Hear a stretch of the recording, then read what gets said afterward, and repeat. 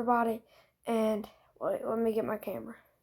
Hello, everybody, and welcome back to the East of Beast YouTube channel. And I'm gonna start doing reaction videos. This is my first one from Tap Out Corner. 10 wrestlers that need to return. Let's get started. These 10 wrestlers need to return to WWE soon, starting with number 10, Wade Barrett. Okay, No. yes, Wade I'm Barrett sorry, has technically but really returned, no. but you know what I mean. I'm talking about an in-ring return. Now, I'm not expecting Barrett to pick up where he left off in 2016, but there's still opportunities for him. For example, I think it'd be cool to see Barrett get involved on NXT, considering he's the winner of the show's first season.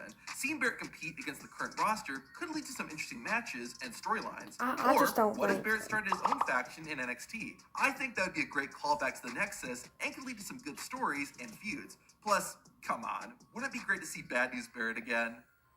I'm afraid I've got some bad news. I knew it. I love when he does that. Number 9, the Boogeyman. No, oh, You heck laugh, no. but I don't. I'm sorry, I'm I not a think big Boogeyman was a Boogeyman fun fan. character, and he'd allow for more creative moments. I'm not saying I want him to wrestle every week and be in the main event, but I think there's a role for him as a reoccurring character. Like, what if a wrestler ran under the ring in the middle of a match and found Boogeyman under there? Or someone needed a surprise tag team partner, and it was Boogie. I get that WWE and wrestling have evolved, but I think there's still room for more flashy and supernatural characters, and Boogeyman embodies that perfectly. Plus, the man is still in phenomenal shape and can still go, so come on. Number 8, Enzo Amore. Okay, Whoa. I know this is a bit of a controversial pick, mostly because Honestly, Enzo Amore I'd himself be is a okay controversial wrestler. with that. Reports and stories have surfaced that he wasn't liked backstage, and even got kicked off a WWE bus during a tour. Of course, what ultimately led to Enzo's firing was when he was accused of assaulting a woman, although the charges were later dropped due to insufficient evidence. With all that said, Amore was a very entertaining person to watch. Remember when he roasted the entire cruiserweight division? There weren't many people who could lay a verbal smackdown. Amore really stood out. Enzo doesn't even need to come back just to wrestle. Having him as a mouthpiece for someone would be great. I know that the chances of Enzo returning to WWE are next to zero, especially what happened at Survivor Series 2018. However, I do think there's value that Amore could bring, but this next wrestler could bring just a bit more.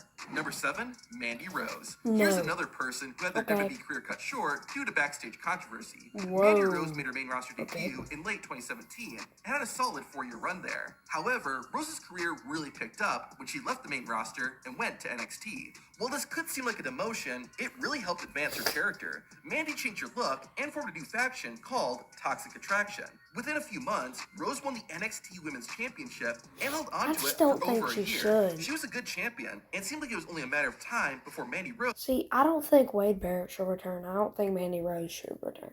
Let's get into the good ones. Come on, Tap Out Corner. Rose would be back on the main roster. However, one day after losing the title, Rose was fired from WWE.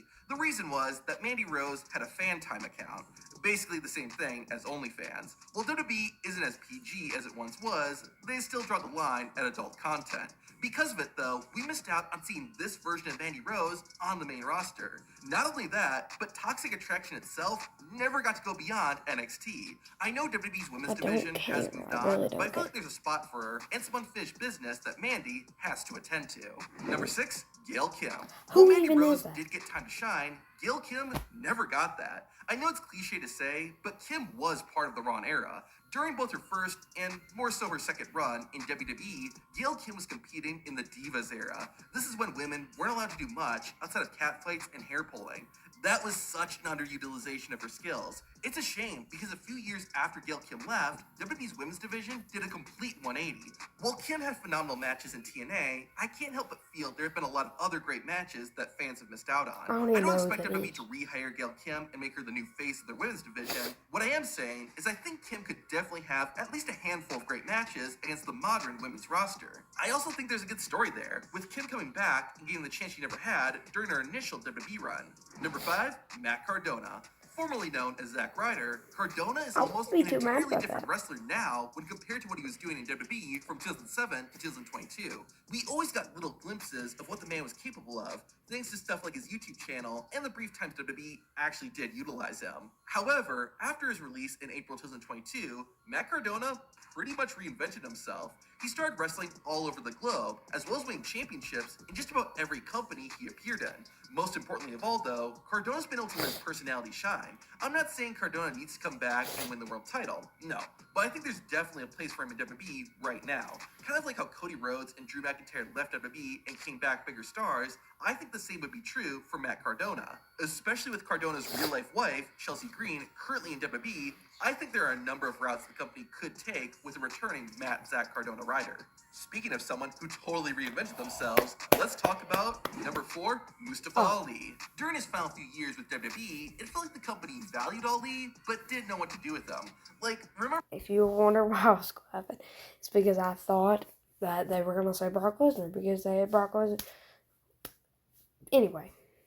when Ali randomly fought Randy Orton at a pay-per-view in 2019? It was awesome, but it seemed like WWE wasn't sure where to go. The best example of this, though, was, of course, the infamous Retribution storyline in 2020, where Ali was the leader of a group of masked vigilantes. It was a cool idea, but again, it didn't go anywhere, and the execution was horrible. However, I feel like now that Mustafa Ali is on his own and has more control over his character, we're seeing his true potential. I really like his In Ali We Trust gimmick that he's doing in TNA, and it's actually an idea Ali had while in WWE, but the writers decided not to go with it. I feel like WWE missed out, because it's been great to watch. Like I mentioned with Rhodes and McIntyre, maybe some time away from WWE is all Mustafa needs.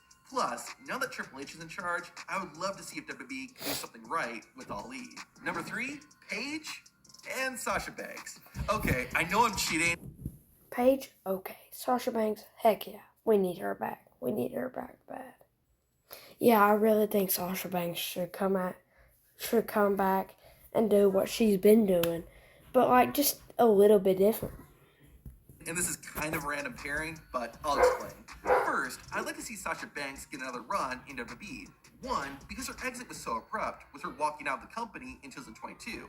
Second, now that Triple H is in control, I think there are some new possibilities that Sasha may not have had before. On top of all that, the roster has changed and evolved, so seeing Banks feud and have matches with the current women's roster would open up a lot of possibilities. Now, between Banks and Paige, I definitely would rather see Paige return, mainly because of her career being cut so short. Listen, this dude's crazy, okay? He'd rather see Paige return than flipping Sasha Banks. He's crazy. For those who don't know, in December 2017, Paige suffered a neck injury at a non-televised WWE show. Sadly, it forced Paige to retire from wrestling at the age of 25. But after leaving WWE and joining AEW, Paige recovered and was cleared to wrestle. This allowed her to return to the ring and have a run in AEW, which went from 2022 to 2025. The fact that Paige's in-ring WWE career ended the way it did, and that she can now wrestle again, is a big reason I would love to see her return. Now, why I paired Paige and Sasha Banks together goes back to the injury that temporarily ended Paige's career. In case you didn't catch it, it was a kick from Sasha Banks that caused Paige to get injured and forced her to retire. Considering everyone involved would be okay with that, I think this would set up a great storyline. If both women returned to WWE, you could have a great feud where Banks resented Sasha Banks for nearly ending her career. Paige could be on a mission to end Sasha's career, and while Paige would be the villain, you could have some sympathy and see her argument. I know it gets touchy when you incorporate real-life events into wrestling, but that's what creates some of the best storylines. I mean, now, that would I realize that AEW could have told this story too, since both Paige and Sasha were competing there simultaneously. However, since Paige's career-ending injury happened in WWE, I think it just makes it easier to tell a story if it's being told in the same place that it happened. While I wouldn't mind seeing one or the other back in WWE, I think having them there together and telling that story would be the best route. One other wrestler whose career was over way too short is number 2, AJ Lee. I know I'm one of many who want to see AJ return, but that's for good reason. While AJ didn't get forced into retirement, her career had an abrupt But there's two ending, people I still haven't seen. What makes it even sadder is that AJ Lee was one of the few bright spots during a time when WWE's women's division was in a dark place. She brought a lot of excitement to the division, and unfortunately, she left right when women's wrestling was starting to pick up. Just a few months after AJ Lee departed from WWE, the women's revolution began. Imagine the feuds and matches Lee could have had with wrestlers like Sasha Banks, Becky Lynch, Bayley, and more. Heck, think of all the phenomenal matches AJ could have now with rising stars like Roxanne Perez and Cora Jade. Lee might not have the desire to come back, but if she does, now is the time. Before I share number 1, here are a few honorable mentions. Maven.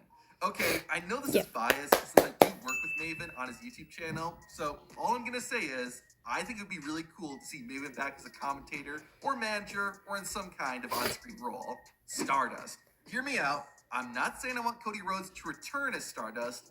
Rather, I want just Stardust to return. Does No. that make sense? I think it would be a great moment if Cody was talking on the mic and out of nowhere, we hear this.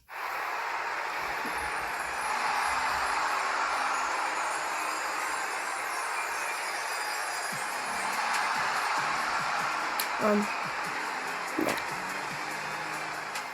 Come on, that would be fun. Or take it a step further and have someone wrestle against Cody dressed as Stardust to play mind games on him.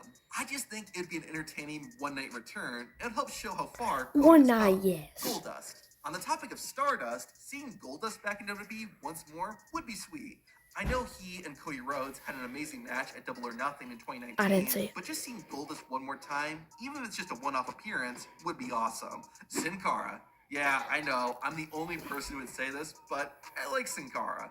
Yes, I know that he botches more than the US stock market, but you could have anyone wrestle under that mask. I know it probably would never happen, but I would be absolutely fine if Sin Cara returned to WWE in some shape or form. Samoa Joe. Joe's run in Ooh, WWE was kind of a mixed yes. bag. His time in NXT was pretty good, but his run on the main roster was hit and miss. His time in NXT made him a NXT legend, and then he went to the main roster.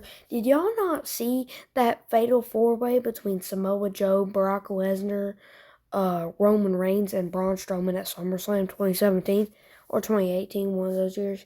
It was fire.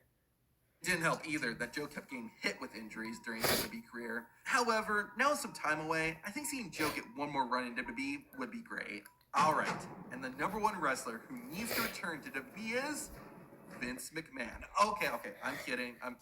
The actual number one wrestler who needs to return to WWE is Dean Ambrose. Now Ambrose, or Jon Moxley, is doing wonderful things in Yes, but what about Brock Lesnar too? We need both of them. AEW. I don't see him leaving the company anytime soon.